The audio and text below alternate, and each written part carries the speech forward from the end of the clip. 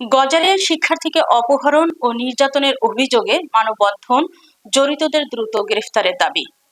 S M নাসিরউদ্দিনের প্রতিবেদনে বিস্তারিত।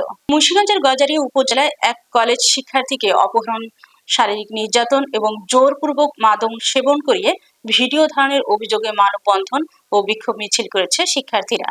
মঙ্গলবার সকালে ঢাকা চট্টগ্রাম মহাসড়ক সংলগ্ন গজারিয়া থানা গেটের সামনে গজারিয়া সরকারি টেকনিক্যাল স্কুল অ্যান্ড কলেজের শিক্ষার্থীদের উদ্যোগে মানববন্ধন অনুষ্ঠিত হয়েছে।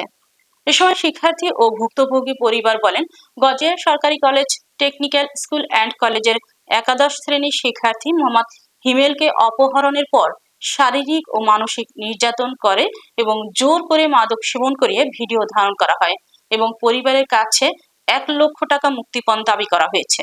পরে আব্দুল্লাহপুর এলাকায় স্থানীয়দের সহায়তায় অসুস্থ শিক্ষার্থীকে উদ্ধার করে চিকিৎসা করা হয়েছে। একই সঙ্গে অভিযুক্তদের দ্রুত গ্রেফতার করে দৃষ্টান্তমূলক শাস্তির দাবি করে ভুক্তভোগীর বাবা ৫ জন সহ অজ্ঞাতনামা ৮ থেকে ১০ জনকে আসামি করে গজারিয়া থানায় লিখিত অভিযোগ দায়ের করেন। গজারিয়া থানার অফিসার ইনচার্জ জানান, অভিযোগের বিষয়টি গুরুত্বের সঙ্গে তদন্ত করে আইনগত ব্যবস্থা গ্রহণ করা হবে।